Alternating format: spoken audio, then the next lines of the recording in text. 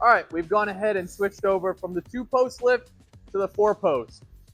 Now that we have all the weight down in the suspension, we can go ahead and start working on removing some components so we can get this thing properly aligned.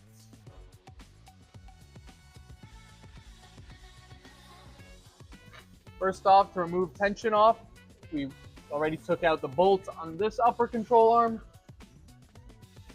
and the other upper control arm. These are now loose, waiting to be adjusted. The only reason we're able to do that is because we've already set our pinion angle. We're using a bottle jack here.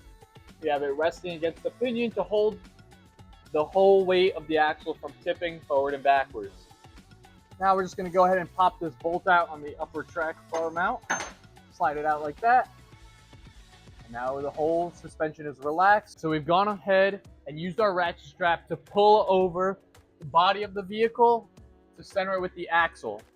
We've been able to take measurements from the frame to the outside of the tire. Doesn't matter where you measure from, as long as you're using the same point on both sides. You want to use a point that isn't going to move, isn't adjustable, something solid like the frame of the vehicle.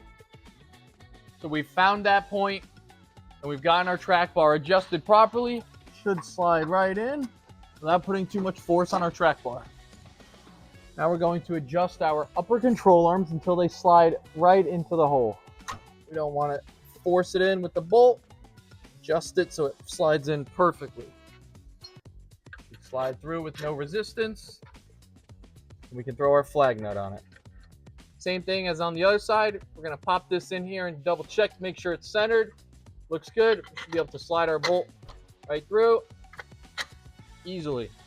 Because now that we finished putting both those upper control arm bolts in, slid right in with no force, and our track bars mounted on both sides, we can go ahead and release the tension from our ratchet strap. We use this to set our track, so now we don't need it anymore. And we can go ahead and release our bottle jack that we used to set the pinion angle. There should be no stress on it. It comes right off without anything moving. Now we're ready to go ahead and tackle the front.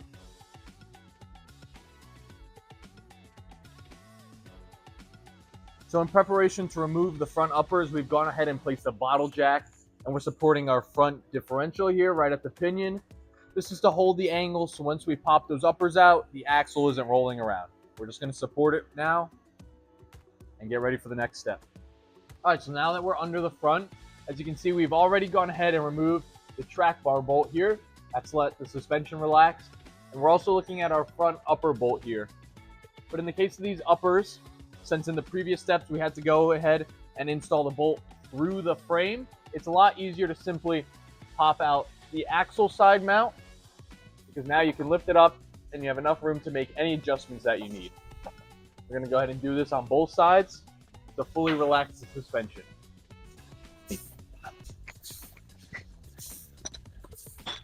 Now with everything loosened up and our track bar popped out, we can go ahead and take our ratchet strap and find two spots, one on the axle, one on the frame, to pull it over. Obviously, whichever way you go depends on which way you need to shift the axle. In this case, we're trying to move the body over towards the driver's side. So we're going to hook on the axle to a solid spot on the frame and begin ratcheting it over slightly.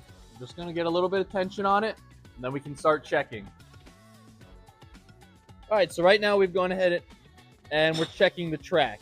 Doesn't matter where you measure from, as long as you're picking a solid point on the frame and use the same spot on the tire. In this case, I'm going to the bottom of the body mount here. I'm just going to use it on the other side, and to the outside lug of the tires here. In this case right now, we're looking at 21 1/4. All right, so we've gone ahead and gone on the passenger side now. We're using the same location on the frame. We're going to check our tire. We're definitely a little bit shorter over here, only at 20 1/2. Means we're about 3/4 difference. Now that we've got our two measurements, we know we have a total of 3/4 difference. Now, obviously, we want to split that in the middle to make it even on both sides. So we're going to try to go over about 3/8. We're going to, go over a little bit and recheck it. Gone ahead and double checked our measurements on both sides. We now know that we're even. So in order to get the track bar in there, we're going to adjust it so that the bolt slides through without having to force it. That way we're not putting any unnecessary stress on the bushings.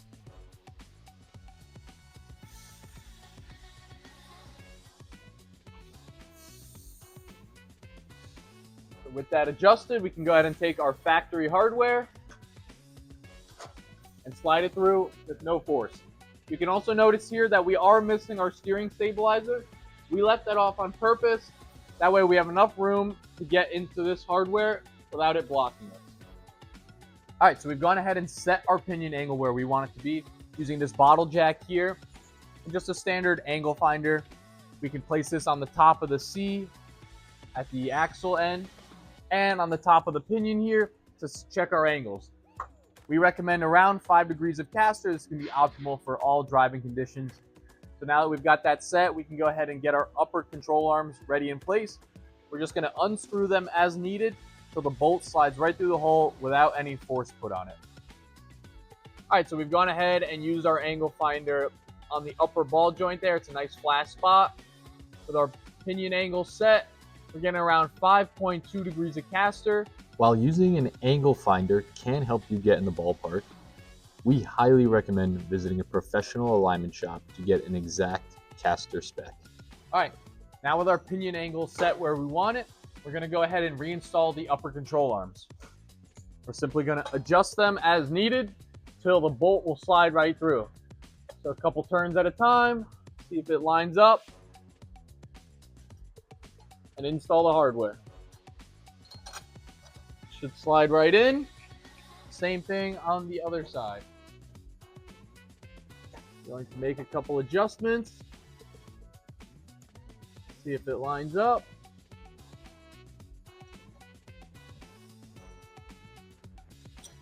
And slide it right through. Just went ahead and installed the nut on the other side. Just gonna throw our hardware on there real loose. And we're ready to loosen up our ratchet strap. Now with everything popped in, nothing's going to move on us. We can go ahead and remove this. After we made all our adjustments, now's a great time to go ahead and install our final part, the sway bar links.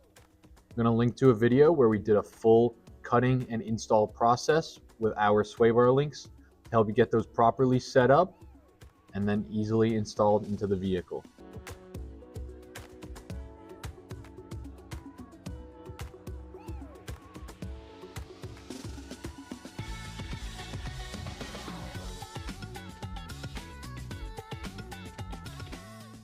All right, so we've gone around and torqued everything now. One of the last things we can do is install our steering stabilizer. Now that we don't need to get to our track bar anymore, we can go ahead and install it. I'm going to reuse the hardware that came off. Washer on the bottom. And we can slide our bolt right through the top. Now this Jeep already had an aftermarket steering stabilizer before, so we're reusing the clamp and the hardware, just swapping on our new fresh Bilstein. And you can kind of catch it on the way out. Put your hardware on there. Now we can go ahead and tighten this all up.